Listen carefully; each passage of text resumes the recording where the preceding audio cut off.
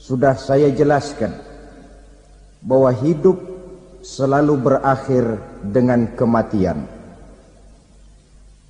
Apabila datang kematian menimpa seseorang, datanglah kiamat baginya. Itu yang disebut dengan kiamat kecil. Hakikatnya mati adalah perpindahan dari kehidupan di dunia ini menuju kehidupan di alam barzakh. Menunggu kita di alam barzakh sampai datangnya saat kiamat.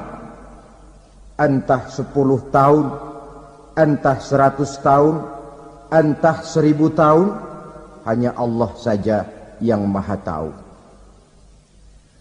Adapun orang-orang beriman yang melakukan amal kebajikan dalam kehidupan di dunia ini, masa penantian yang lama di alam barzakh buat mereka sebentar saja. Tetapi bagi orang-orang kafir yang ingkar, yang tidak beriman kepada Allah, yang hidup di dunia cuma menumpuk-numpuk dosa, tentu penantian di alam barzakh akan merupakan waktu yang sangat lama. Bukankah dalam kehidupan kita waktu itu memang relatif? Contoh misalnya, bagi pemuda-pemudi yang sedang duduk asyik memadu cinta,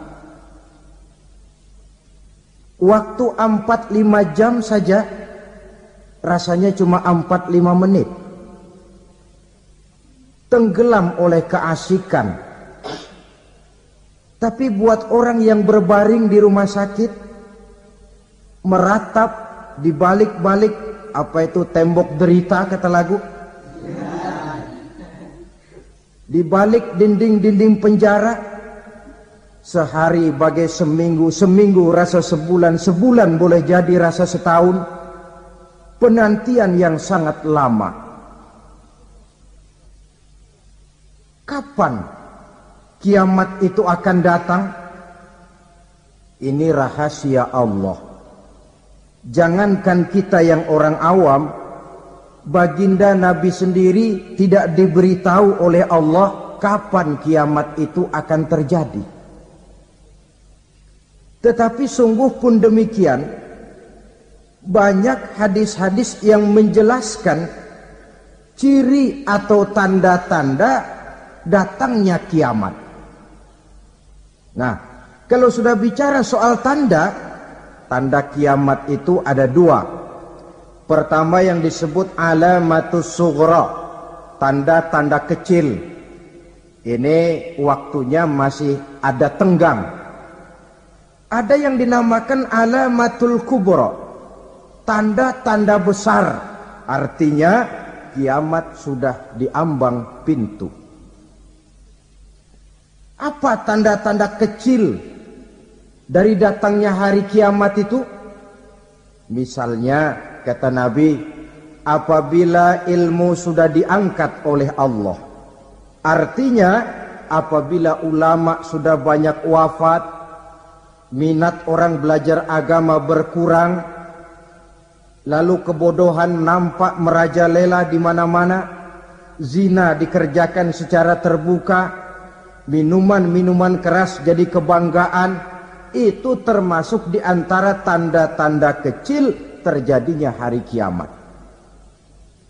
Apalagi misalnya iza waladatil ammatu rabbataha, apabila budak sudah melahirkan tuan. Apa maksudnya? Ada yang mentafsirkan apabila anak sudah bisa membudaki orang tuanya.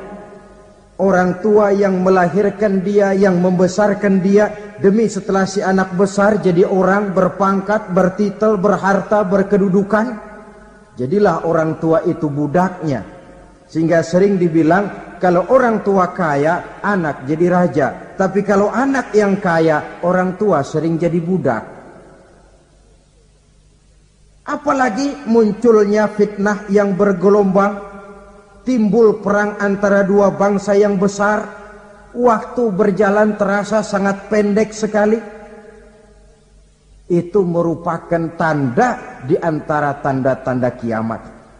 Termasuk di dalamnya sulit membedakan mana laki, mana perempuan. Kan kalau tanda-tanda kayak begini sekarang sudah banyak kita lihat kan. Ulama banyak wafat, penggantinya sulit.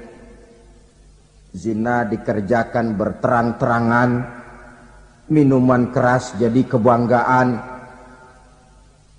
banyak anak membudaki orang tuanya, sulit membedakan mana laki mana perempuan. Kadang-kadang dari belakang kita lihat perempuan bener, begitu kita colek nengok jenggotan.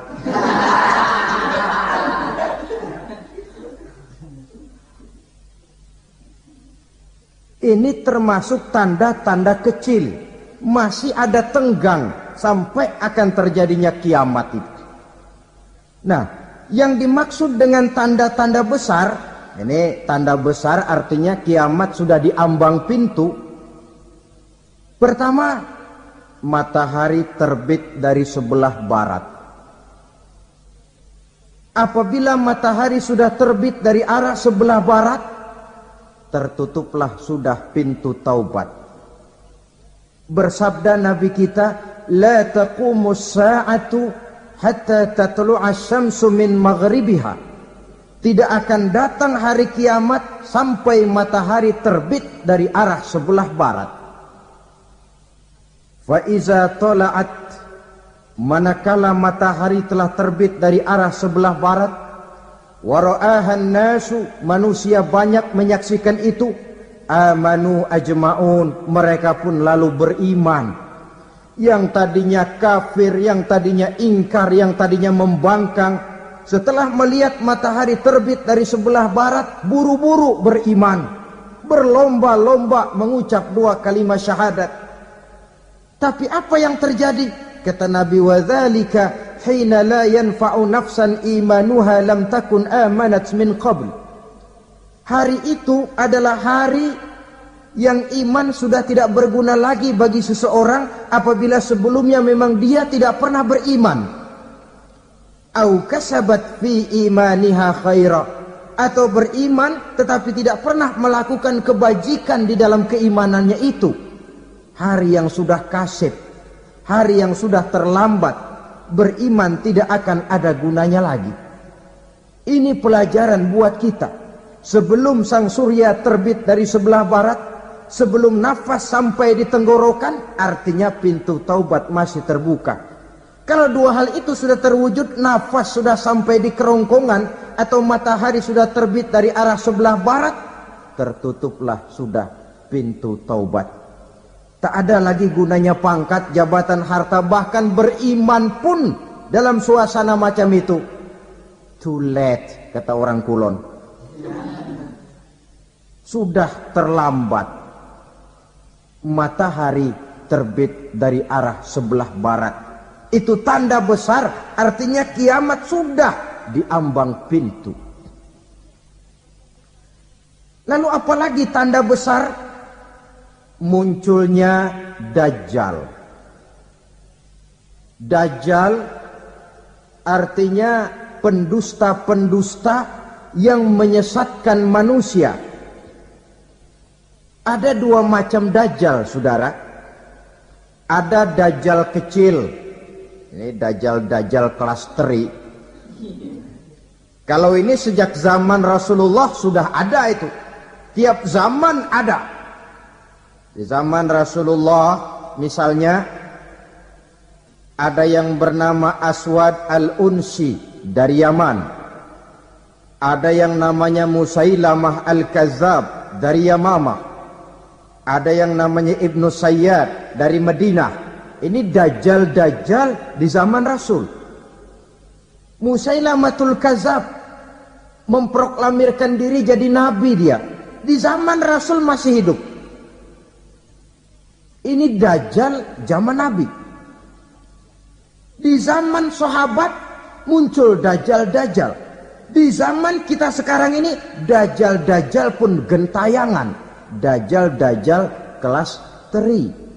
Kerjanya mendustakan manusia, menyesatkan manusia, memalingkan manusia dari jalan yang benar dan diridhoi oleh Allah Subhanahu wa taala. Adapun yang merupakan tanda besar dari datangnya kiamat, dajjal-dajjal kelas kakap. Pembohong-pembohong besar yang menyesatkan masyarakat manusia berpaling dari jalan Allah mengikuti jalan mereka. Apa sih ciri dajjal itu? Kata Nabi dalam hadis Bukhari Muslim, "Innad dajjala", sesungguhnya yang namanya dajjal itu yakhruju, satu saat akan muncul mendekati hari kiamat, wa inna ma'ahu ma'an, si dajjal ini membawa air, wanaran, dan juga membawa api. Dua simbol. Di tangan yang satu dia bawa air, di tangan yang satu dia bawa api. Wa ammal ladzi yarahu an-nasu ma'an fanarun. Adapun yang orang banyak lihat air, hakikatnya adalah api. Yang dilihat api, hakikatnya adalah air. Oleh sebab itu, kalau api yang ditawarkan, ambillah air. Kalau air yang ditawarkan, pilihlah api. Maksudnya apa ini? Ini bahasa simbol, saudara-saudara. Dajjal bicaranya seolah-olah untuk kepentingan manusia. Menawarkan surga. Surga yang dia tawarkan, hakikatnya neraka. Hai manusia, kalau kau mau bahagia, jangan dekat-dekat dengan agama. Solat itu tidak efektif dan efisien, tidak produktif dari segi ekonomi itu. Menghadiri majelis taklim cuma buang-buang waktu. Tahajud, tasbih, tahlil, baca Quran, apa itu? Pekerjaan mubazir saja. Hidup ini cuma sekali, masa yang cuma sekali, manfaatkan dengan sebaik-baiknya. Mumpung. Dibawanya sifat mumpung, tetapi dalam pengertian yang sangat negatif. Bicaranya seolah-olah untuk kepentingan manusia, tetapi sebenarnya menjerumuskan manusia. Menawarkan air, tapi sebenarnya api. Menawarkan api, tapi hakikatnya air. Buat apa kamu sholat? Buat apa kamu bayar zakat? Buat apa kamu puasa? Surga yang dicanangkan Dajjal, hakikatnya neraka. Neraka yang digambarkan Dajjal, pada dasarnya adalah surga. Jadi memutarbalikkan fakta itu kerjaan Dajjal. Yang hak jadi batil, yang batil dibilang hak, yang benar jadi salah, yang salah malah jadi benar. Tuntunan disuruh jadi tontonan, tontonan malah menjadi tuntunan. Itu pekerjaan Dajjal profesinya. Zamannya Nabi Adam, Dajjalnya kan iblis. Betul? Betul. Apa sih rayuan iblis itu? Allah setelah menciptakan Nabi Adam kan bilang, Adam, kau dan istrimu Hawa tinggal di surga ini. Seluruh fasilitas yang ada di surga persilahkan kau nikmati. Satu yang tidak boleh, jangan coba-coba dekati pohon khuldi. Dekat saja jangan, apalagi sampai memetiknya. Datang Dajjal yang namanya iblis ini. Adam, kamu tahu nggak kenapa tidak boleh makan buah khuldi? Ya nggak tahu, pokoknya saya dilarang. Bodoh kamu Dam. Khuldun artinya kekal. Kalau kamu makan itu buah, kau akan kekal di surga buat selamanya. Allah tidak kepengen, maka dilarang kamu makan buah khuldi. Kalau kau ingin kekal di surga Adam, makan saja. Saya bicara begini ini untuk kepentingan kamu Adam. Ini kan ciri-ciri Dajjal. Bicaranya sih seolah-olah untuk kepentingan Nabi Adam, hakikat sebenarnya menjerumuskan Nabi Adam supaya ingkar dan melanggar larangan dari Allah Subhanahu wa ta'ala. Jadi setelah muncul Dajjal, timbul kekacauan-kekacauan di masyarakat. Banyak yang terpengaruh, terpedaya dan terpesona. Termasuk mereka yang memproklamirkan diri jadi nabi. mereka yang memproklamirkan diri jadi rasul di zaman sesudah Rasulullah wafat, itu adalah dajjal-dajjal. Maka saya ingatkan, kalau di zaman kita sekarang ini ada orang ngaku jadi nabi, ada orang ngaku jadi rasul, biar bahasa Arabnya kental, Quran hafal, hadis ribuan hadis hafal, biar pakai serban sampai menyengser ke tanah, bahasa Arabnya fasih, tapi dia mengaku jadi nabi, jadi rasul, kita umat Islam wajib tidak percaya. Wajib untuk tidak percaya. Itulah dajjal-dajjal zaman kita sekarang ini. Tidak mustahil mereka datang mempengaruhi orang-orang awam supaya berpaling dari Rasulullah, mengikuti mereka. Nah, di akhir zaman nanti, mendekati hari kiamat, dajjal ini muncul, dajjal kelas kakap, menyesatkan masyarakat manusia untuk berpaling dari Islam, mengikuti seruan mereka.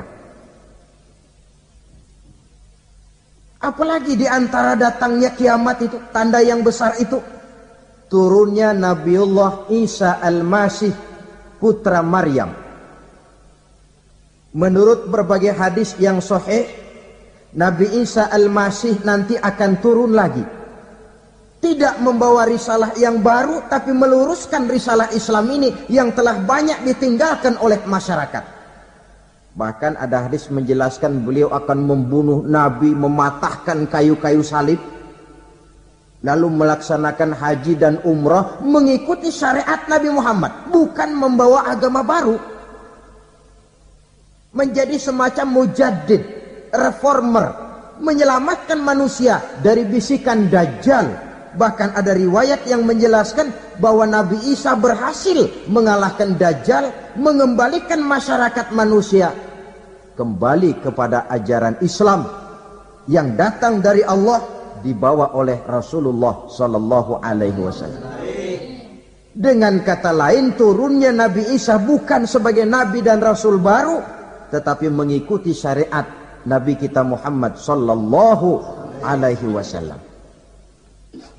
Saudara hadirin, ibu-ibu hadirat yang saya hormati, kemudian apalagi di antara tanda-tanda besar akan datangnya kiamat itu? Keluarnya asap atau awan.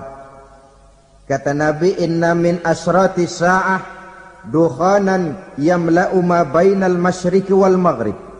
Di antara tanda-tanda kiamat, munculnya awan atau asap yang memenuhi antara langit dan bumi. Ini pun diperkuat dalam surah Ad-Dukhan ayat 10. Fartaqib yauma ta'tis sama' bidukhanin mubin fayughshan nas hadza azabun alim. Bagi orang-orang yang beriman, mereka biasa-biasa saja. Tapi bagi orang kufur, datangnya asap dan awan ini merupakan azab yang kelewat pedih. Barangkali sedikit mendekati gambaran tentang azab yang pedih ini, saya ingatkan alam pikiran kita kepada peristiwa yang belum lama terjadi. Pernah dengar berita bocornya reaktor nuklir di Chernobyl, Uni Soviet? Pernah dengar? Nah. Bocornya reaktor nuklir di Chernobyl yang mengakibatkan ratusan bahkan sangat mungkin ribuan nyawa. Cuma satu reaktor. Bagaimana kalau seluruh cadangan nuklir yang dimiliki oleh para negara adik kuasa ini diledakkan? Bahkan yang konon menurut catatan, cadangan nuklir yang dimiliki bersama oleh Amerika dan Rusia sekarang ini sudah sanggup memusnahkan 6 miliar manusia.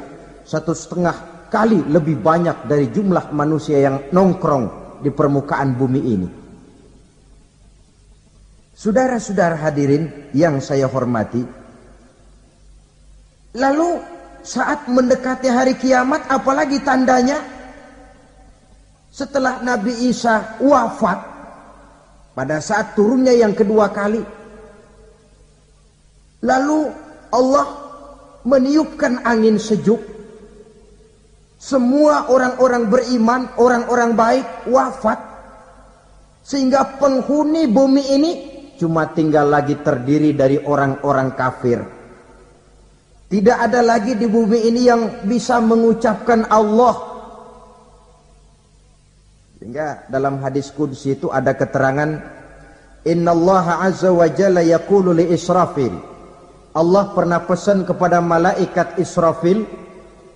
Kata Allah, Israfil, Iza sami'ta qailan yaqul Allah, Allah, fa akhirin nafakh 40 sanatan ikraman liqailiha. Hai Israfil, apabila kau dengar di permukaan bumi masih banyak orang yang mengucapkan Allah, Allah, maka tunda sangkakala kiamat itu 40 tahun. Untuk apa? Ikraman liqailiha, menghormati orang yang mengucapkan Allah, Allah itu. Wah, jadi karena sekarang masih banyak yang mengucapkan Allah, besar hatilah kita, masih jauh kiamat itu. Tapi jangan lupa, kiamat pribadi, kiamat kecil itu yang gak kita sangka-sangka. Ajal datang mencabut nyawa, itu kiamat pribadi. Dan itu yang pasti kita hadapi. Dan itu yang membuat kita tidak boleh bersikap main-main di dalam kehidupan sekarang ini. Saudara hadirin yang saya hormati, tidak ada lagi orang-orang muslim. Seluruh penduduk dunia ini kafir. Lalu terciptalah struktur sosial yang berlandaskan prinsip hidup semau gue. Bakal terjadilah prinsip di mana yang kaya menyantap yang miskin, yang kuat menindas yang lemah. Hidup sudah bagaikan di rimba belantara. Berlaku hukum rimba. Siapa yang kuat dia yang menang, siapa yang lemah menjadi mangsa.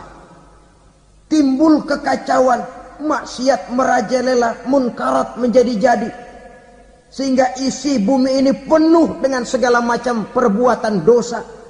Tidak ada perlunya lagi alam diperpanjang temponya. Datang saat yang sudah dijanjikan oleh Allah Azza wa Jalla, maka terjadilah yang disebut kiamat kubra, kiamat besar, kiamat hancur-hancuran. Bagaimana kejadian ini dimulai? Dalam surah Az-Zumar ayat 68, Allah Subhanahu wa taala berfirman, "Wa nufikha fis-suri fasa'iqa man fis samawati wa man fil ardi illa man sya'allahu." Maka manakala ditiuplah sangkakala, terkejutlah seluruh yang ada di langit dan seluruh yang ada di bumi. Bila saat kiamat datang, Allah perintah malaikat Israfil, Israfil, tiup sangkakalamu. Ditiuplah sangkakala oleh malaikat Israfil. Yang akibat daripada tiupan itu, seluruh yang ada di langit, seluruh yang ada di permukaan bumi terkejut. Yang ada di langit siapa? Malaikat kan.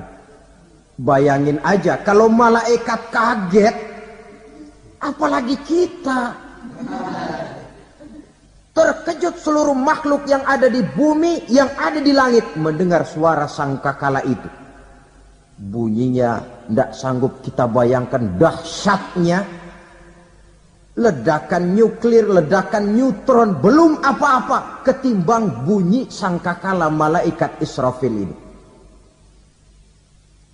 Nah, lalu mendengar bunyi sangkakala ini, gemparlah makhluk, kacaulah alam. Bumi gempa, planet-planet bertabrakan, gunung meletus, air laut tumpah ke darat, angin topan bertiup, halilintar menyambar. Lalu semua yang bernama hidup mati total. Mati bareng tanpa persiapan. La haula wala quwwata illa billah. Saya kadang-kadang dalam tafakur bermohon, ya Allah, mudah-mudahan saya enggak nemuin kiamat beneran. Ngeri. Tidak bisa kita bayangkan macam apa suasana seperti itu.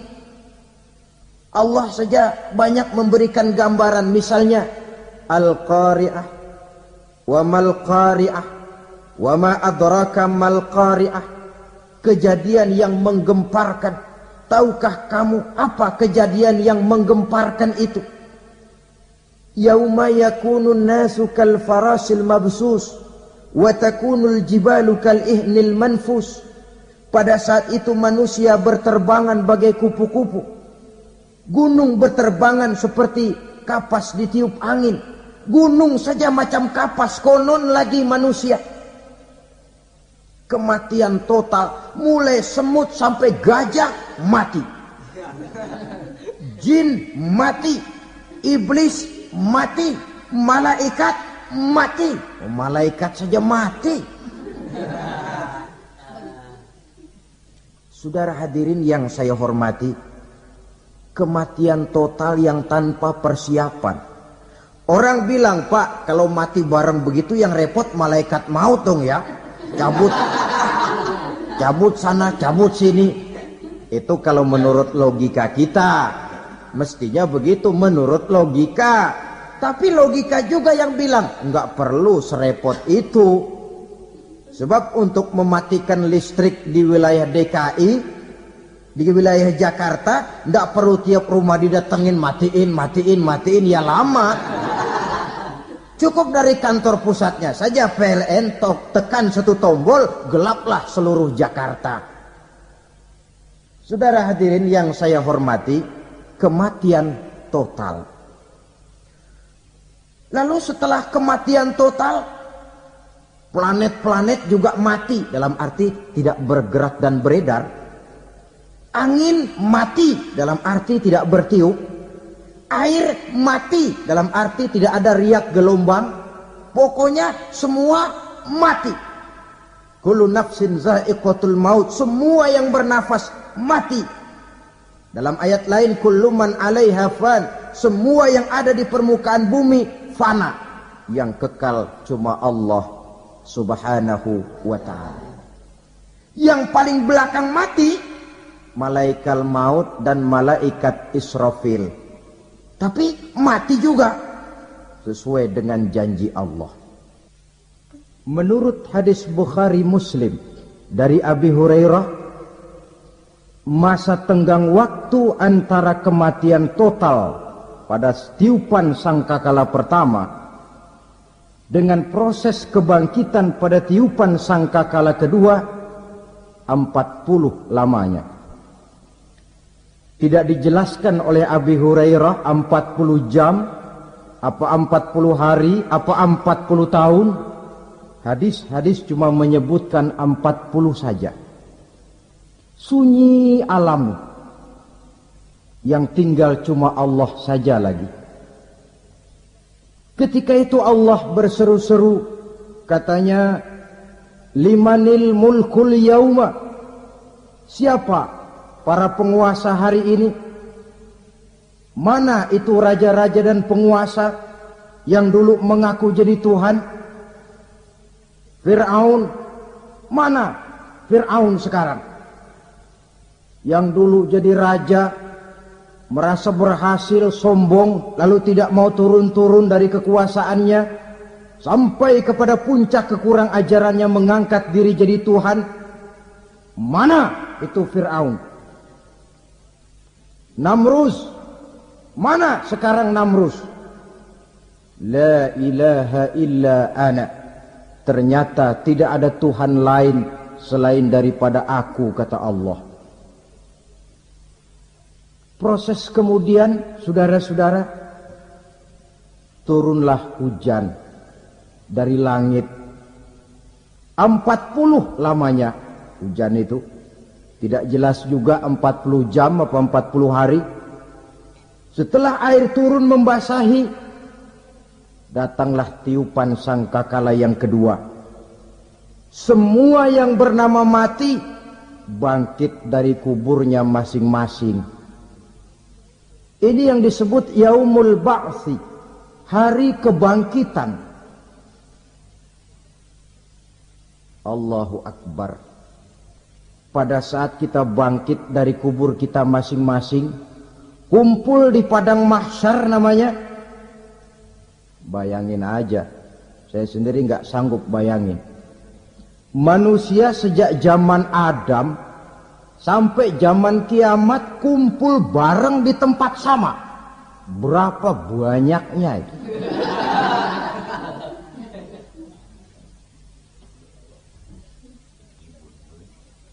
Dan yang luar biasa menurut satu riwayat, pada saat bangkit itu, Masya Allah, roman muka kita berubah.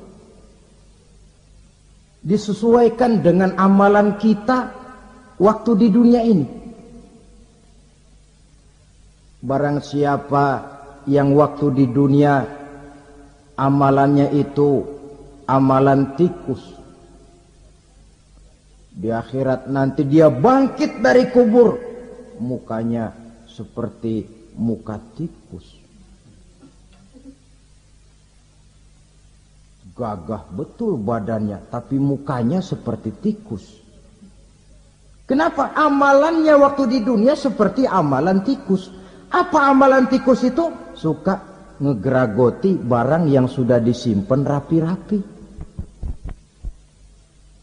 Orang sudah simpan uang rapi-rapi, simpan perhiasan rapi-rapi, digeragoti oleh tikus. Maling-maling, pencoleng-pencoleng, koruptor-koruptor, itu nanti di akhirat nanti kita lihat mukanya seperti muka tikus. Oh, ini waktu di dunia suka nyolong, mukanya seperti muka tikus. Barang siapa yang waktu di dunia ini amalannya itu amalan macan, dia akan bangkit nanti mukanya seperti muka macan. Apa amalan macan? Macan itu amalannya menang-menangan. Orang yang mau menang saja nggak mau mengalah. Coba lihat di hutan. Kenal hutan nggak? Nah, di hutan, raja hutan di mana-mana pasti macan. Betul kan? Betul. Padahal hutan belum pernah bikin pemilihan umum. Tapi macan tidak peduli ada pemilihan umum apa tidak, pokok saya raja. Sebab apa? Macan jadi raja itu bukan karena benar, tapi karena kuat jadi raja.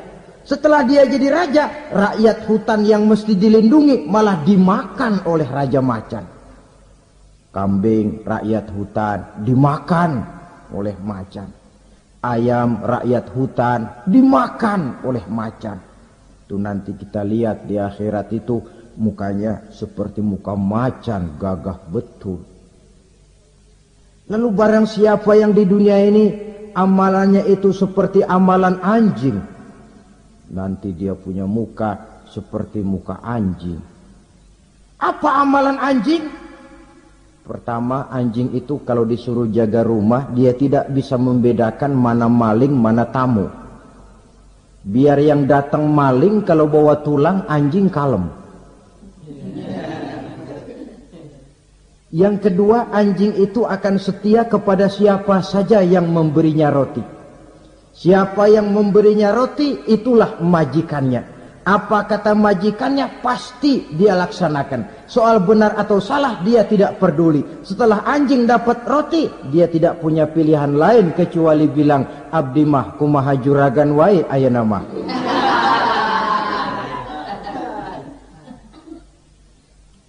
Saudara hadirin yang saya hormati,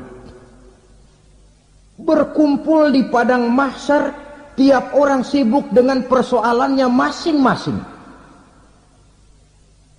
Matahari waktu itu didekatkan oleh Allah. Panas luar biasa. Ada yang saking panasnya itu mencucurkan peluh keringat sampai sebatas mata kakinya, ada yang keringatnya sampai sedengkulnya, ada yang keringatnya sampai sepusatnya, ada yang keringatnya mengalir sampai sebahunya, ada yang kelelap oleh keringatnya sendiri, sementara orang di sampingnya nggak apa-apa. Bergantung lagi amalan dia waktu di dunia ini. Saudara-saudara, sebagian orang dalam kepanikan padang mahsyar berombong-rombong datang mereka menghadap Nabi Adam. Ya Adam, anta abal bashar. Hai Adam, Tuhan adalah bapak moyang manusia. Kami sebentar lagi akan disidang, dimintakan pertanggungan jawab. Tolonglah kami, hai Adam. Kata Nabi Adam, jangankan nolongin sampean, saya sendiri tanggung jawab di hadapan Allah ketika dulu tidak boleh makan khuldi, saya serobot.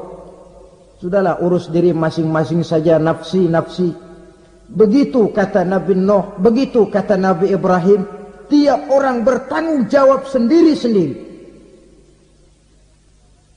Ketika itulah saudara-saudara, nikmatnya menjadi umat Nabi besar Muhammad sallallahu alaihi wasallam. Sebab apa? Walaupun menurut abjad kita ini umat paling belakang, kan paling belakang kita ini toh, karena Nabi Muhammad adalah Nabi akhir, tapi akan dihisap lebih dulu, lewat di atas sirat lebih dulu, masuk surga lebih dahulu ketimbang umat-umat belakangan. Ketika Rasul mendekati ajal, beliau tanyakan itu kepada malaikat Jibril. Malaikat Jibril berkata, Muhammad jangan khawatir, Allah sudah berjanji, inni haramtul jannata ala sairil anbiya hatta tadkhulaha anta, wa haramtuha ala sairil umami hatta tadkhulaha ummatuka. Surga aku haramkan buat seluruh nabi kecuali kalau engkau Muhammad sudah masuk ke dalamnya, dan surga aku haramkan buat seluruh umat kecuali kalau umatmu Muhammad sudah masuk ke dalamnya. Logikanya, walaupun menurut abjad kita umat paling belakang, bakal dihisap paling dulu, lewat di atas sirat paling dulu, masuk surga paling dulu, kalau mampir ke neraka juga paling dulu. Ya resiko. Jangan mau enaknya aja paling dulu. Saudara hadirin yang saya hormati, setelah masa kebangkitan itu jangan dikira begitu bangkit langsung diperiksa, masih menunggu menanti ribuan tahun perhitungan padang mahsyar untuk sampai kepada proses yang disebut yaumul hisab, hari perhitungan. Seorang demi seorang bakal dipanggil. Bayangkan saja, kita se-RT saja di absen, kadang-kadang perlu waktu lama. Ini manusia sejak zaman Nabi Adam sampai datang hari kiamat, satu demi satu disidang di hadapan Qadhi Rabbul Jalil. Status sosial copot sudah waktu itu. Yang pernah jadi hartawan di situ tidak lagi kelihatan kehartawanannya. Yang pernah jadi jenderal tidak lagi dipanggil jenderalnya, yang ustadz tidak lagi dipanggil al-mukarramnya. Seluruh status sosial selesai. Dipanggillah kita seorang demi seorang menghadap Qadhi Rabbul Jalil. Bagaimana proses penghisaban itu? Pertama, proses tanya jawab. Di antaranya ada hadis menyatakan, lan tazula qadama 'abdin yaumal qiyamah hatta yus'ala an arba'i khisalin. Besok di hari kiamat tidak akan bergeser telapak kaki seorang hamba sampai dia ditanya lebih dulu tentang 4 persoalan. Tentang ilmunya. Kemana ilmu itu diamalkan? Tentang umurnya. Di mana umur itu dihabiskan? Tentang masa mudanya. Kemana masa muda itu dipakai? Tentang hartanya. Dari mana harta itu didapat dan kemana harta itu dibelanjakan. Ini termasuk proses tanya jawab. Jadi kalau istilah pengadilan dunia, nama Fulan bin Fulan. Kamu waktu di dunia diberikan umur panjang untuk apa? Pernah mengalami masa muda, kemana kau habiskan masa remajamu? Kau diamanahkan ilmu, dengan apa ilmumu kau amalkan? Kau diberikan harta, dari mana harta kau dapat, kemana kau belanjakan? Tak seorang pun yang bisa mungkir. Sebab apa? Dikala itu yang menjadi saksi bukan orang. Yang menjadi saksi adalah seluruh anggota badan kita. Tangan bicara, kaki jadi saksi terhadap seluruh amalan yang pernah kita kerjakan pada saat kehidupan di alam dunia ini. Selesai proses tanya jawab, lalu diperlihatkan buku catatan kita waktu hidup di dunia ini. Jangan lupa Allah itu menyiapkan 2 superkomputer kepada kita. Sebelah ditempelin sebelah kanan, yang sebelah tempelin di sebelah kiri. Komputer itu namanya Raqib dan Atid. 2 malaikat yang apabila baik kita lakukan, refleks saja akan menulis kebajikan kita. Jahat kita kerjakan akan tertulis. Catatan itu nanti diperlihatkan kepada kita. Waduh, alangkah malunya pada saat diperlihatkan catatan kita, buku rapot kita merah melulu. Barangkali diperiksa sambil diomelin, brengsek lo. Buku merah melulu begini, bagaimana waktu hidup di dunia? Tidak cukup diperlihatkan buku catatan kehidupan, rekaman kehidupan. Rekaman kehidupan kita secara utuh sejak terlahir sampai ajal datang merenggut nyawa. Barangkali mirip dengan video sekarang ini, di mana terekam dengan baik seluruh kegiatan kita sejak yang sekecil-kecilnya sampai kepada yang sebesar-besarnya. Untuk kemudian kita pun menerima balasan. In khairan fa khairun wa in syarran fa syarrun. Kalau baik ya baik balasannya, kalau jahat ya jahat juga balasannya. Catatan-catatan kita diberikan. Kalau banyak kebajikannya diberikan di tangan kanan dengan cara yang halus. Kalau banyak kejahatannya diberikan dari sebelah kiri atau dilempar dari belakang. Itulah sebabnya sejak di dunia ini kita sudah mohon kepada Allah. Ketika berwudu membasuh tangan kanan, apa kita bilang? Allahumma a'tini kitabi biyamini wa hasibni hisaban yasira.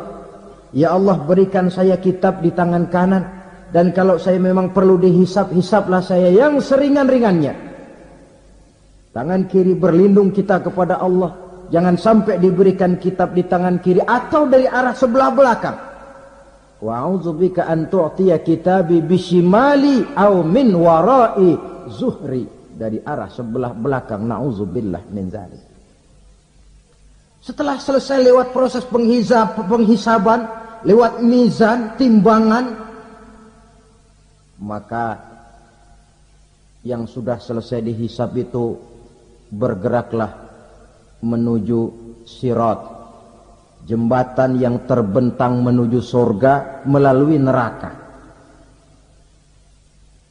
Saudara-saudara, panjangnya perjalanan sirat itu memakan waktu ratusan tahun. Tetapi orang yang lewat di atas sirat pun macam-macam, bergantung amalannya ketika di dunia ini. Ada yang lewat di atas sirat itu kalbarkil khatib, seperti kilat yang menyambar, lep, sudah sampai dia di surga. Cepat bukan main. Ada yang lewat di atas sirat itu seperti orang lari-lari. Ada yang lewat di atas sirat itu seperti orang jalan biasa. Ada yang sambil merangkak, ada yang sambil ngesor, ada yang sambil gelayutan, ada yang selamat sampai ke ujung ke surga, ada yang tergelincir jatuh masuk ke dalam neraka, bergantung amalannya dalam kehidupan di dunia sekarang ini.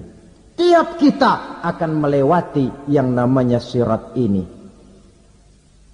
Saudara-saudara kaum muslimin yang saya hormati, dengan demikian mereka yang selamat melalui sirat sampai ke terminal akhir surga, mereka yang ketika dihisab ternyata banyak kejahatannya daripada kebaikannya, mereka singgah di dalam neraka.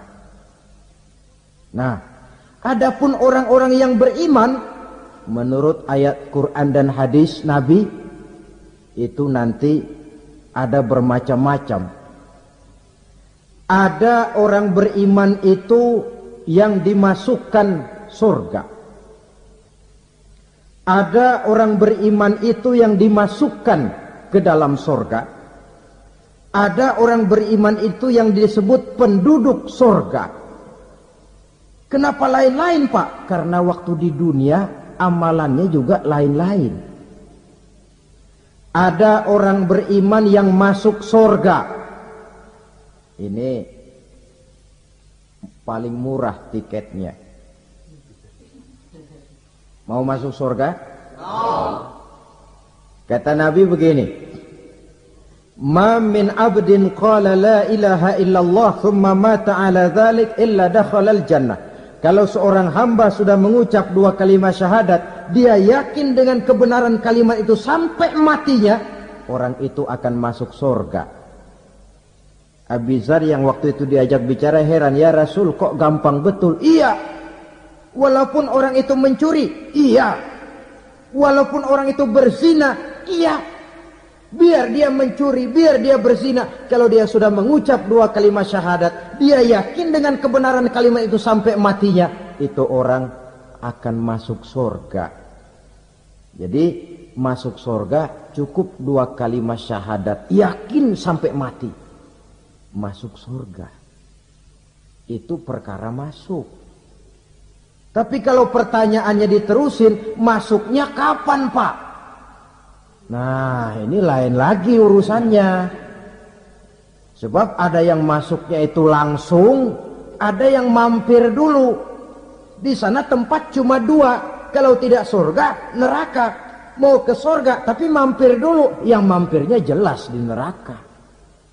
Kenapa? Dalam hadis qudsi ada riwayat, nanti itu di akhirat, setelah Allah selesai mengatur penduduk surga, masuk surga, yang neraka, masuk neraka, Allah berkata kepada malaikat Malik, malaikat Malik, labaik ya Allah, itu bajingan-bajingan tengik, manusia-manusia durjana, yang waktu di dunia tidak mau sujud, jauh dari ulama, gemar melakukan yang munkarat dan maksiat, hidup di tengah masyarakat selalu jadi bibit keonaran, kufur, sudah masuk neraka semua. Sudah ya Allah. Nah, kalau sudah, coba sekarang kamu masuk, Malik. Saya, iya, masuk neraka. Mau apa ya Allah? Kata Allah, akhriju minan nar man kana fi qalbihi misqala habbatin min khardalin min iman. Kau masuk neraka, cari di dalam neraka orang-orang yang ada imannya walaupun kecil sebesar biji zarah, angkat mereka keluar. Masuk malaikat Malik ke neraka, cari orang yang ada imannya, korek-korek. Ya repot, udah pada gosong. Yang ada imannya diangkat ke atas, yang ada imannya diangkat ke atas, lalu dimandikan di Nahrul Hayat, namanya sungai kehidupan di akhirat nanti. Cakep lagi rupanya, bersih lagi wajahnya, apel di hadapan Allah. Kata Allah, bagaimana mas? Kapok nggak sampean? Kapok ya Allah. Nah, kalau kapok, idhab fadkhulil jannah, pergi masuk surga sana.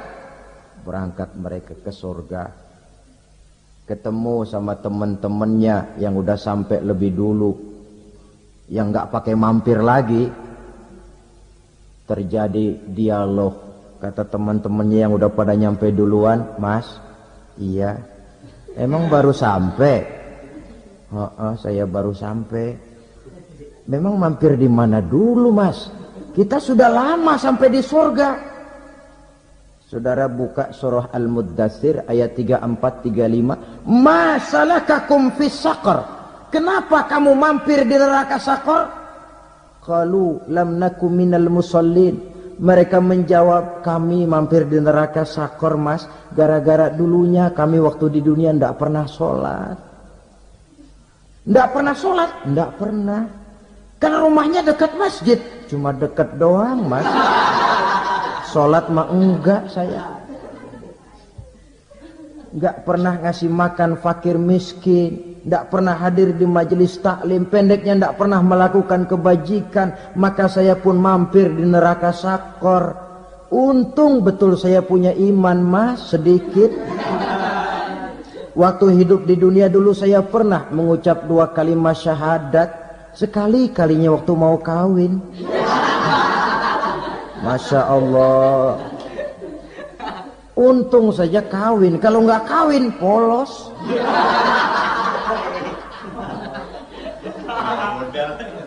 Itu juga pengulu sudah setengah mati ngajarin. Asyhadu alla, asyaduaan, asyaduaan.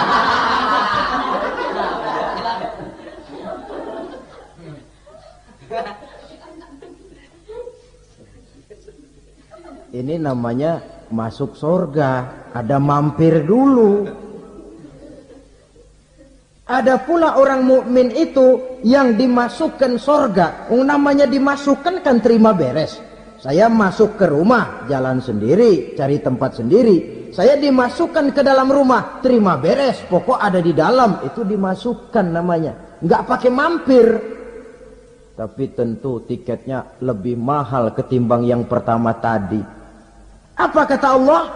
Innal ladzina amanu wa amilus salihat la ukaffiranna anhum sayyi'atihim wa la udkhilannahum jannah. Sesungguhnya orang-orang yang beriman kemudian beramal soleh, kami hapuskan segala dosa dan kesalahannya, kami masukkan mereka ke dalam surga. Lihat ayatnya. Allah yang memasukkan, kita yang dimasukkan. Tidak pakai transit, tidak usah mampir. Cuma tidak cukup syahadat, tidak cukup amanu, tapi diiringi dengan wa'amilus salih. Iman, amal. Tidak cukup syahadat, lalu dibuktikan dia sholat, dia zakat, puasa, lalu dia melakukan berbagai macam kebajikan. Ini yang menyebabkan dia tidak pakai mampir di tempat yang bernama Saqar. Lalu ada pula orang mukmin itu yang disebut penduduk sorga. Wah, ini sudah VIP ini. Ashabul jannah, penduduk sorga. Siapa mereka? Kata Allah, innal ladzina amanu summa istaqamu fala khaufun alaihim wala hum yahzanun ulaika ashabul jannah hum fiha khalidun.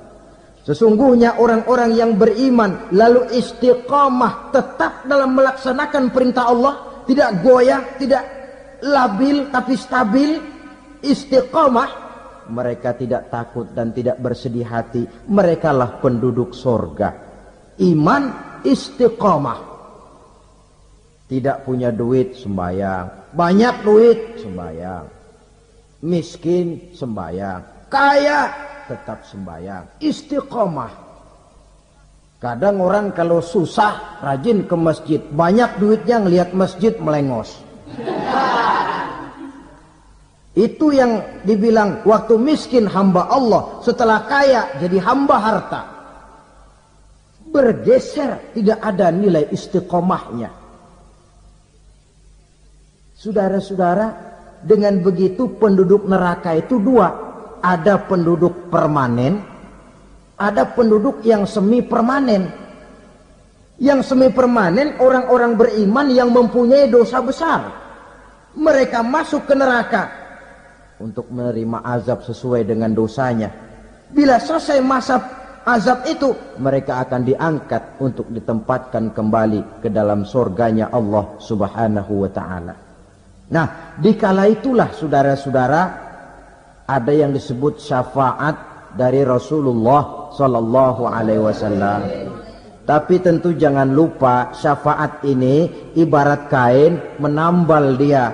Kita punya kain bolong-bolong sedikit, syafaat yang menambal. Solat kita ada kurang dikit, sedekah kita ada campur riak dikit, amalan kita ada tidak karena Allah dikit, kita berharap syafaat. Jadi biarlah kain masih bolong-bolong, yang penting punya kain. Tapi kalau kainnya tidak ada, yang ditambal apanya? Solat tidak, puasa tidak, zakat tidak, berharap syafaat saja.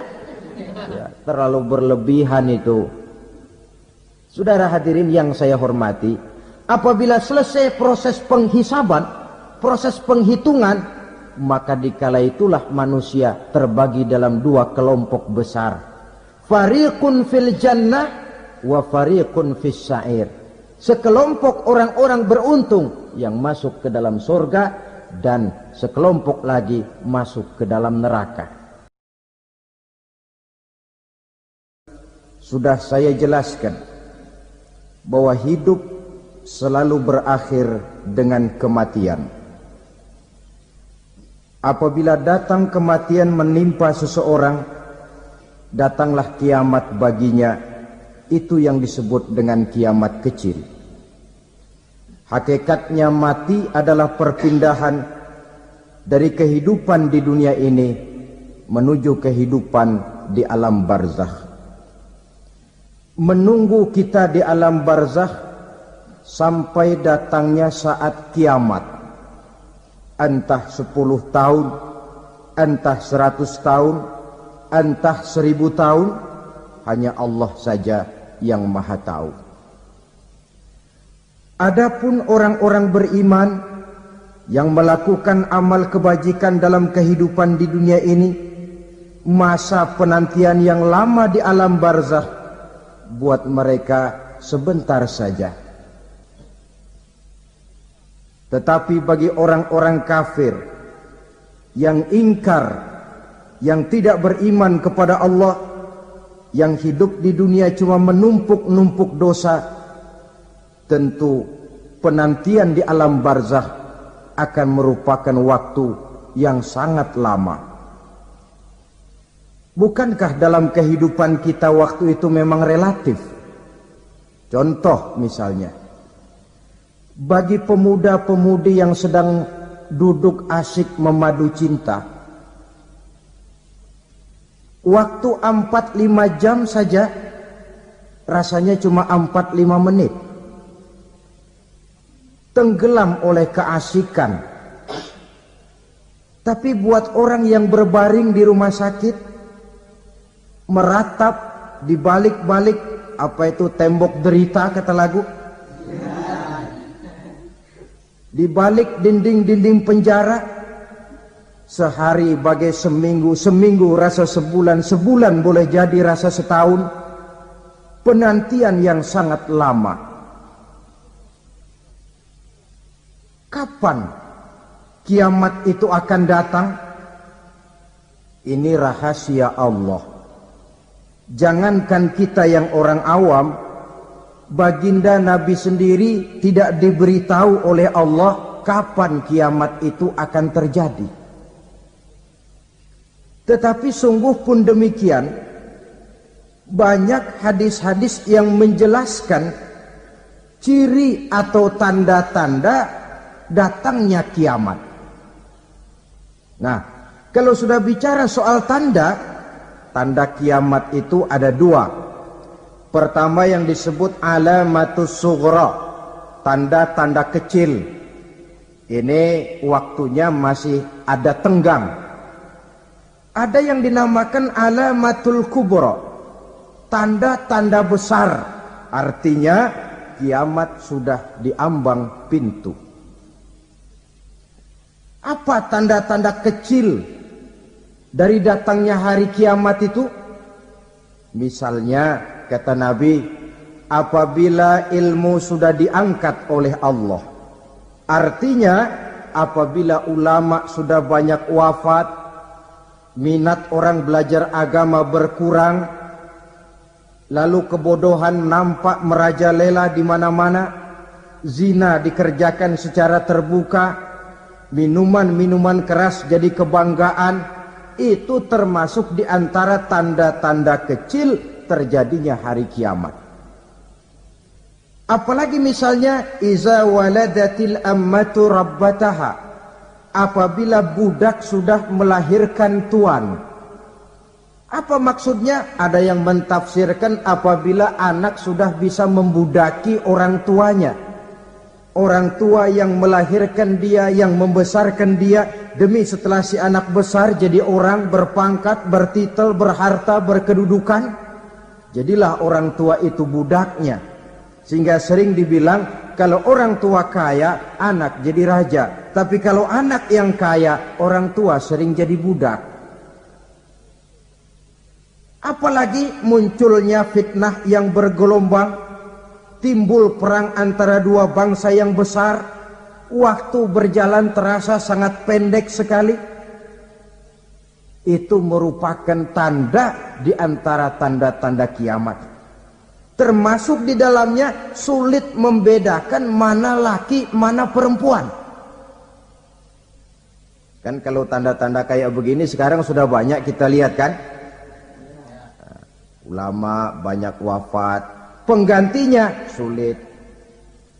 Zina dikerjakan berterang-terangan, minuman keras jadi kebanggaan, banyak anak membudaki orang tuanya, sulit membedakan mana laki mana perempuan. Kadang-kadang dari belakang kita lihat perempuan bener, begitu kita colek nengok jenggotan.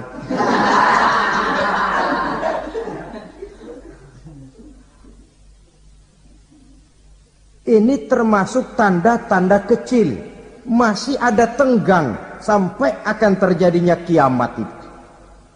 Nah, yang dimaksud dengan tanda-tanda besar, ini tanda besar artinya kiamat sudah di ambang pintu. Pertama, matahari terbit dari sebelah barat. Apabila matahari sudah terbit dari arah sebelah barat, tertutuplah sudah pintu taubat.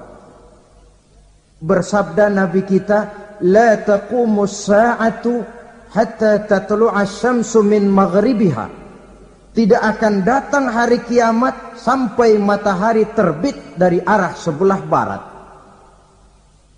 Fa iza tala'at, manakala matahari telah terbit dari arah sebelah barat, wara'ahan nasu, manusia banyak menyaksikan itu, amanu ajma'un, mereka pun lalu beriman.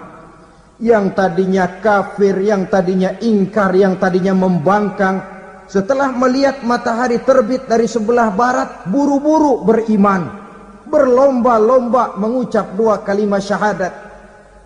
Tapi apa yang terjadi? Kata Nabi, wadzalika hina la yanfa'u nafsan imanuha lam takun amanat min qabl.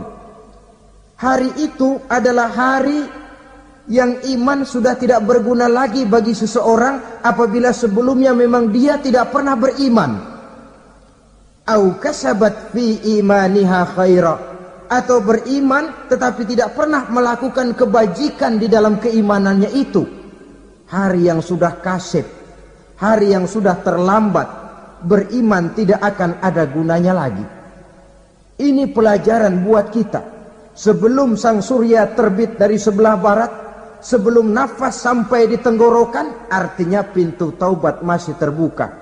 Kalau dua hal itu sudah terwujud, nafas sudah sampai di kerongkongan, atau matahari sudah terbit dari arah sebelah barat, tertutuplah sudah pintu taubat.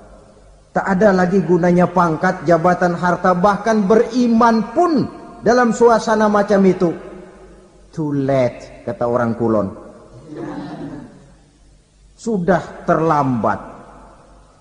Matahari terbit dari arah sebelah barat. Itu tanda besar, artinya kiamat sudah di ambang pintu.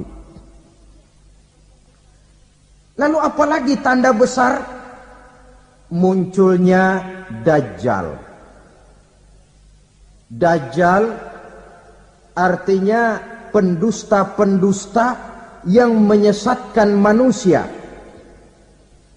Ada dua macam dajjal, saudara. Ada dajjal kecil, ini dajjal kelas teri. Kalau ini sejak zaman Rasulullah sudah ada itu. Tiap zaman ada. Di zaman Rasulullah misalnya ada yang bernama Aswad al-Unsi dari Yaman. Ada yang namanya Musailamah al-Kazzab dari Yamamah. Ada yang namanya Ibnu Sayyad dari Madinah. Ini dajjal-dajjal di zaman Rasul. Musailamatul Kazzab memproklamirkan diri jadi nabi dia. Di zaman Rasul masih hidup. Ini dajjal zaman Nabi. Di zaman sahabat muncul dajjal-dajjal. Di zaman kita sekarang ini dajjal-dajjal pun gentayangan. Dajjal-dajjal kelas teri. Kerjanya mendustakan manusia, menyesatkan manusia, memalingkan manusia dari jalan yang benar dan diridhoi oleh Allah Subhanahu wa taala. Adapun yang merupakan tanda besar dari datangnya kiamat, dajjal-dajjal kelas kakap. Pembohong-pembohong besar yang menyesatkan masyarakat manusia berpaling dari jalan Allah mengikuti jalan mereka. Apa sih ciri dajjal itu? Kata Nabi dalam hadis Bukhari Muslim, innad dajjala, sesungguhnya yang namanya dajjal itu yakhruju, satu saat akan muncul mendekati hari kiamat. Wa inna ma'ahu ma'an, si dajjal ini membawa air, wa naran, dan juga membawa api. Dua simbol. Di tangan yang satu dia bawa air, di tangan yang satu dia bawa api. Wa ammal ladzi yarahu an-nasu ma'an fanarun. Adapun yang orang banyak lihat air, hakikatnya adalah api. Yang dilihat api, hakikatnya adalah air. Oleh sebab itu, kalau api yang ditawarkan, ambillah air. Kalau air yang ditawarkan, pilihlah api. Maksudnya apa ini? Ini bahasa simbol, saudara-saudara. Dajjal bicaranya seolah-olah untuk kepentingan manusia. Menawarkan surga. Surga yang dia tawarkan hakikatnya neraka. Hai manusia, kalau kau mau bahagia, jangan dekat-dekat dengan agama. Solat itu tidak efektif dan efisien, tidak produktif dari segi ekonomi itu. Menghadiri majelis taklim cuma buang-buang waktu. Tahajud, tasbih, tahlil, baca Quran, apa itu? Pekerjaan mubazir saja. Hidup ini cuma sekali, masa yang cuma sekali, manfaatkan dengan sebaik-baiknya. Mumpung, dibawanya sifat mumpung tetapi dalam pengertian yang sangat negatif. Bicaranya seolah-olah untuk kepentingan manusia, tetapi sebenarnya menjerumuskan manusia. Menawarkan air, tapi sebenarnya api. Menawarkan api, tapi hakikatnya air. Buat apa kamu sholat? Buat apa kamu bayar zakat? Buat apa kamu puasa? Surga yang dicanangkan dajjal, hakikatnya neraka. Neraka yang digambarkan dajjal, pada dasarnya adalah surga. Jadi memutarbalikkan fakta itu kerjaan dajjal. Yang hak jadi batil, yang batil dibilang hak, yang benar jadi salah, yang salah malah jadi benar. Tuntunan disuruh jadi tontonan, tontonan malah menjadi tuntunan. Itu pekerjaan dajjal profesinya. Zamannya Nabi Adam, dajjalnya kan iblis. Betul? Betul. Apa sih rayuan iblis itu? Allah setelah menciptakan Nabi Adam kan bilang, Adam, kau dan istrimu Hawa tinggal di surga ini. Seluruh fasilitas yang ada di surga persilahkan kau nikmati. Satu yang tidak boleh, jangan coba-coba dekati pohon khuldi. dekat saja jangan, apalagi sampai memetiknya. Datang Dajjal yang namanya iblis ini. Adam, kamu tahu nggak kenapa tidak boleh makan buah khuldi? Ya nggak tahu, pokoknya saya dilarang. Bodoh kamu Dam. Khuldun artinya kekal. Kalau kamu makan itu buah, kau akan kekal di surga buat selamanya. Allah tidak kepengen, maka dilarang kamu makan buah khuldi. Kalau kau ingin kekal di surga Adam, makan saja. Saya bicara begini ini untuk kepentingan kamu Adam. Ini kan ciri-ciri Dajjal. Bicaranya sih seolah-olah untuk kepentingan Nabi Adam, hakikat sebenarnya menjerumuskan Nabi Adam supaya ingkar dan melanggar larangan dari Allah Subhanahu wa ta'ala. Jadi setelah muncul Dajjal, timbul kekacauan-kekacauan di masyarakat. Banyak yang terpengaruh, terpedaya dan terpesona. Termasuk mereka yang memproklamirkan diri jadi nabi, mereka yang memproklamirkan diri jadi rasul di zaman sesudah Rasulullah wafat, itu adalah Dajjal. Maka saya ingatkan, kalau di zaman kita sekarang ini ada orang ngaku jadi nabi, ada orang ngaku jadi rasul, biar bahasa Arabnya kental, Quran hafal, hadis ribuan hadis hafal, biar pakai serban sampai menyengser ke tanah, bahasa Arabnya fasih, tapi dia mengaku jadi nabi, jadi rasul, kita umat Islam wajib tidak percaya. Wajib untuk tidak percaya. Itulah Dajjal zaman kita sekarang ini. Tidak mustahil mereka datang mempengaruhi orang-orang awam supaya berpaling dari Rasulullah, mengikuti mereka.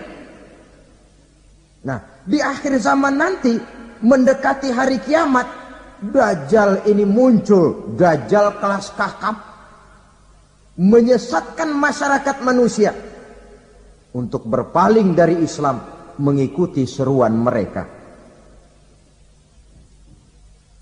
Apalagi di antara datangnya kiamat itu, tanda yang besar itu, turunnya Nabiullah Isa Al-Masih, putra Maryam. Menurut berbagai hadis yang sahih, Nabi Isa Al-Masih nanti akan turun lagi.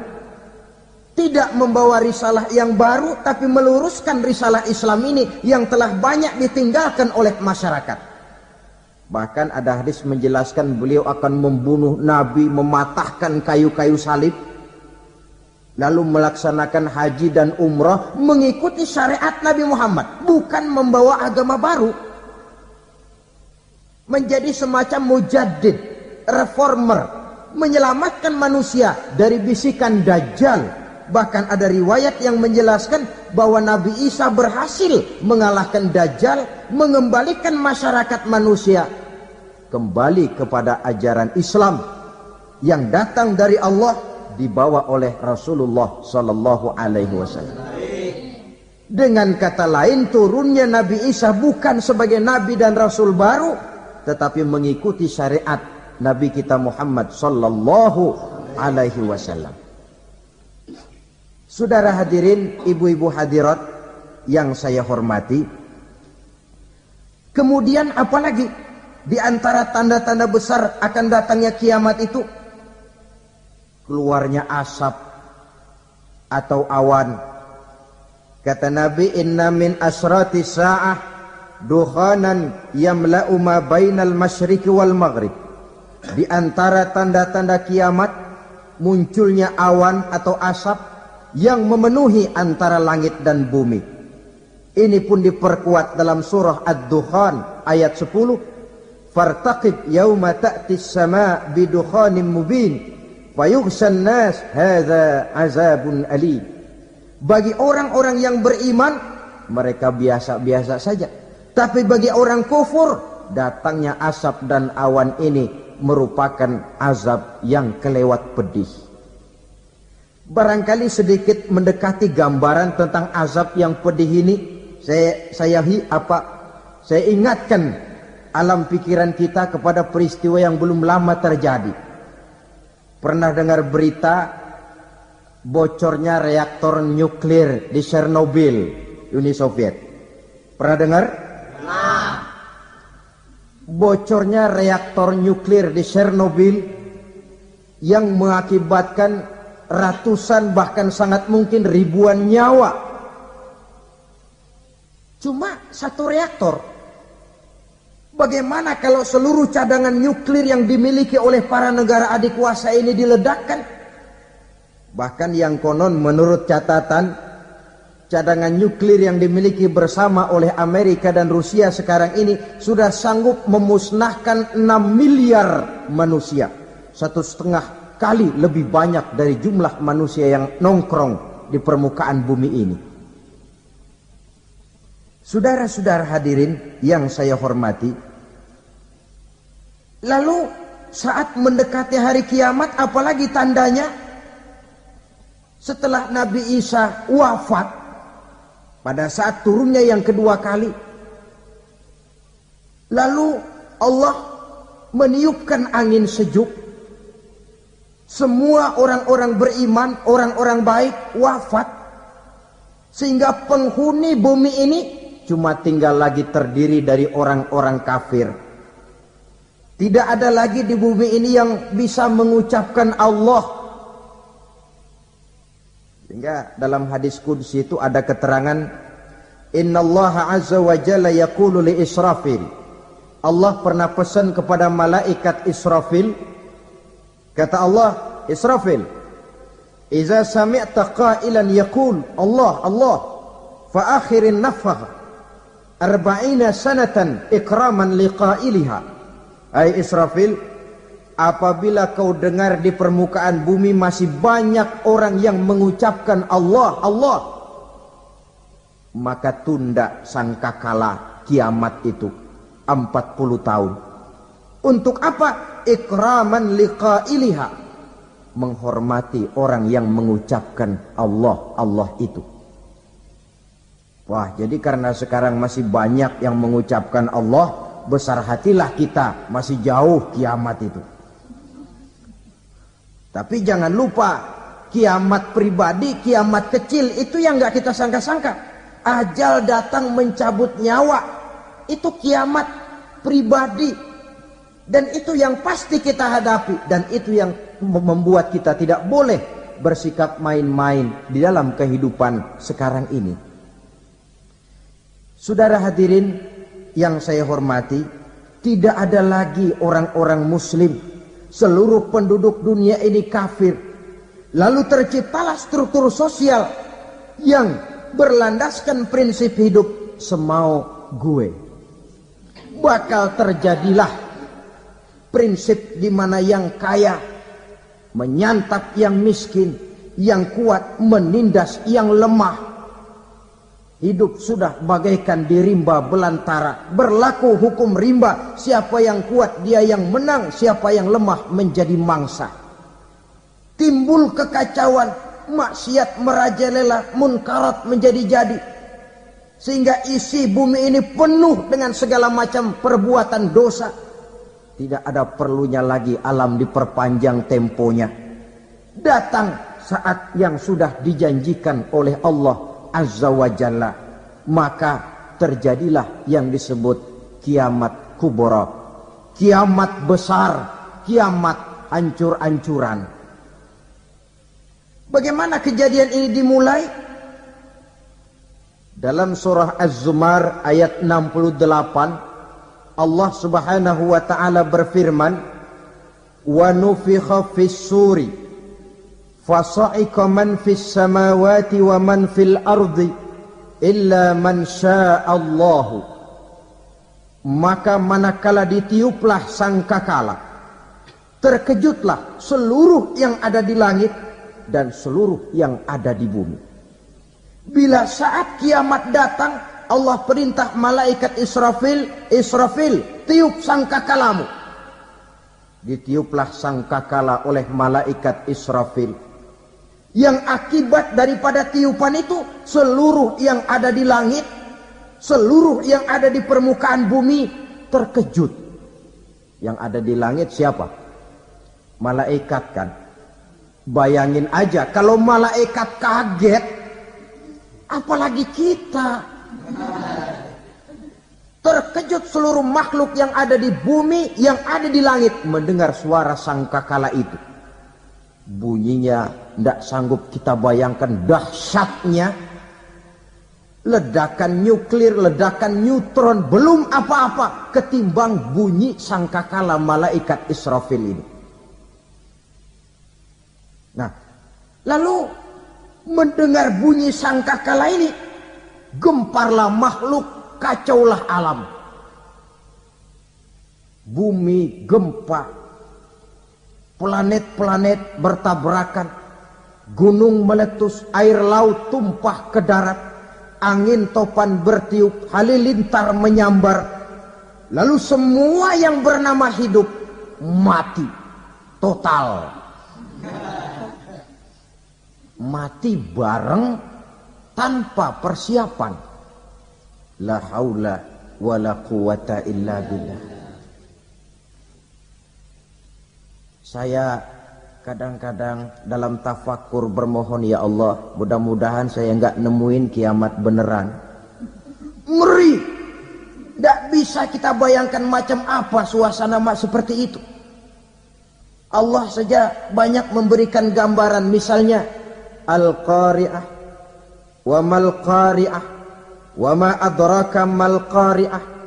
Kejadian yang menggemparkan. Tahukah kamu apa kejadian yang menggemparkan itu? Yauma yakunun nasu kal farasil mabsus wa takunul jibalu kal ihnil manfus. Pada saat itu manusia berterbangan bagai kupu-kupu. Gunung berterbangan seperti kapas ditiup angin. Gunung saja macam kapas, konon lagi manusia. Kematian total, mulai semut sampai gajah mati, jin mati, iblis mati, malaikat mati. Malaikat saja mati. Saudara hadirin yang saya hormati, kematian total yang tanpa persiapan. Orang bilang, Pak, kalau mati bareng begitu yang repot malaikat maut dong ya. Cabut sana, cabut sini. Itu kalau menurut logika kita.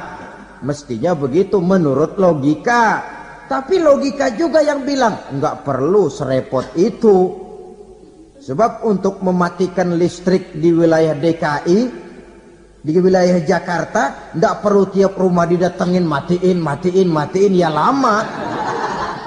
Cukup dari kantor pusatnya saja PLN tekan satu tombol, gelaplah seluruh Jakarta. Saudara hadirin yang saya hormati, kematian total. Lalu setelah kematian total, planet-planet juga mati, dalam arti tidak bergerak dan beredar. Angin mati, dalam arti tidak bertiup. Air mati, dalam arti tidak ada riak gelombang. Pokoknya semua mati. Kullu nafsin za'iqatul maut. Semua yang bernafas mati. Dalam ayat lain, kullu man 'alaiha fan. Semua yang ada di permukaan bumi fana. Yang kekal cuma Allah Subhanahu wa ta'ala. Yang paling belakang mati, malaikat maut dan malaikat Israfil. Tapi mati juga sesuai dengan janji Allah. Menurut hadis Bukhari Muslim dari Abi Hurairah, masa tenggang waktu antara kematian total pada tiupan sangkakala pertama dengan proses kebangkitan pada tiupan sangkakala kedua 40 lamanya. Tidak dijelaskan oleh Abi Hurairah 40 jam, apa 40 hari, apa 40 tahun. Hadis-hadis cuma menyebutkan 40 saja. Sunyi alam, yang tinggal cuma Allah saja lagi. Ketika itu Allah berseru-seru, katanya, limanil mulkul yauma. Siapa para penguasa hari ini? Mana itu raja-raja dan penguasa yang dulu mengaku jadi Tuhan? Fir'aun. Mana Fir'aun sekarang? Yang dulu jadi raja, merasa berhasil, sombong, lalu tidak mau turun-turun dari kekuasaannya, sampai kepada puncak kekurang ajarannya mengangkat diri jadi Tuhan. Mana itu Fir'aun? Namrus. Mana sekarang Namrus? La ilaha illa ana. Ternyata tidak ada Tuhan lain selain daripada aku, kata Allah. Proses kemudian, saudara-saudara, turunlah hujan dari langit. 40 lamanya hujan itu. Tidak jelas juga 40 jam apa 40 hari. Setelah air turun membasahi, datanglah tiupan sangkakala yang kedua. Semua yang bernama mati bangkit dari kuburnya masing-masing. Ini yang disebut Yaumul Ba'thi, hari kebangkitan. Allahu Akbar. Pada saat kita bangkit dari kubur kita masing-masing, kumpul di padang mahsyar namanya. Bayangin aja, saya sendiri nggak sanggup bayangin. Manusia sejak zaman Adam sampai zaman kiamat kumpul bareng di tempat sama. Berapa banyaknya itu?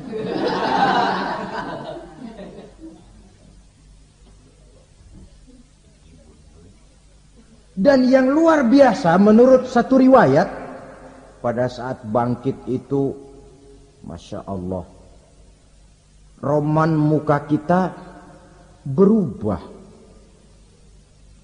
disesuaikan dengan amalan kita waktu di dunia ini. Barang siapa yang waktu di dunia amalannya itu amalan tikus, di akhirat nanti dia bangkit dari kubur, mukanya seperti muka tikus. Gagah betul badannya, tapi mukanya seperti tikus. Kenapa? Amalannya waktu di dunia seperti amalan tikus. Apa amalan tikus itu? Suka ngegeragoti barang yang sudah disimpan rapi-rapi. Orang sudah simpan uang rapi-rapi, simpan perhiasan rapi-rapi, digeragoti oleh tikus. Maling-maling, pencoleng-pencoleng, koruptor-koruptor, itu nanti di akhirat nanti kita lihat mukanya seperti muka tikus. Oh, ini waktu di dunia suka nyolong, mukanya seperti muka tikus. Barang siapa yang waktu di dunia ini amalannya itu amalan macan, dia akan bangkit nanti mukanya seperti muka macan. Apa amalan macan? Macan itu amalannya menang-menangan. Orang yang mau menang saja nggak mau mengalah. Coba lihat di hutan. Kenal hutan nggak? Di hutan, raja hutan di mana-mana pasti macan. Betul kan? Betul. Padahal hutan belum pernah bikin pemilihan umum.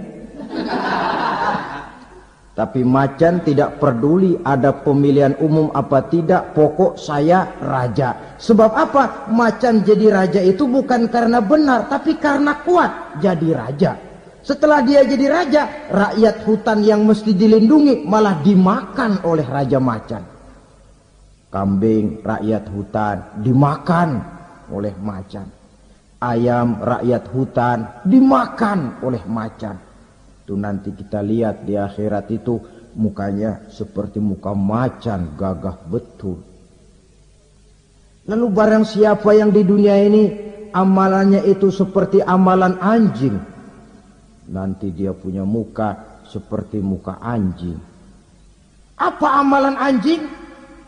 Pertama, anjing itu kalau disuruh jaga rumah, dia tidak bisa membedakan mana maling, mana tamu. Biar yang datang maling, kalau bawa tulang, anjing kalem. Yang kedua, anjing itu akan setia kepada siapa saja yang memberinya roti.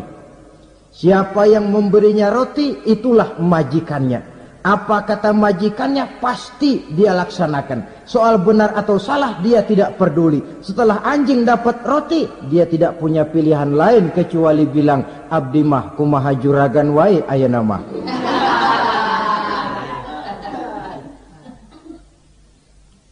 Saudara hadirin yang saya hormati, berkumpul di padang mahsyar, tiap orang sibuk dengan persoalannya masing-masing. Matahari waktu itu didekatkan oleh Allah, panas luar biasa. Ada yang saking panasnya itu mencucurkan peluh keringat sampai sebatas mata kakinya. Ada yang keringatnya sampai sedengkulnya, ada yang keringatnya sampai sepusatnya, ada yang keringatnya mengalir sampai sebahunya. Ada yang kelelap oleh keringatnya sendiri, sementara orang di sampingnya enggak apa-apa. Bergantung lagi amalan dia waktu di dunia ini. Saudara-saudara, sebagian orang dalam kepanikan padang mahsyar berombong-rombong datang mereka menghadap Nabi Adam. Ya Adam, anta abal bashar. Hai Adam, Tuhan adalah bapak moyang manusia. Kami sebentar lagi akan disidang, dimintakan pertanggungan jawab. Tolonglah kami, hai Adam.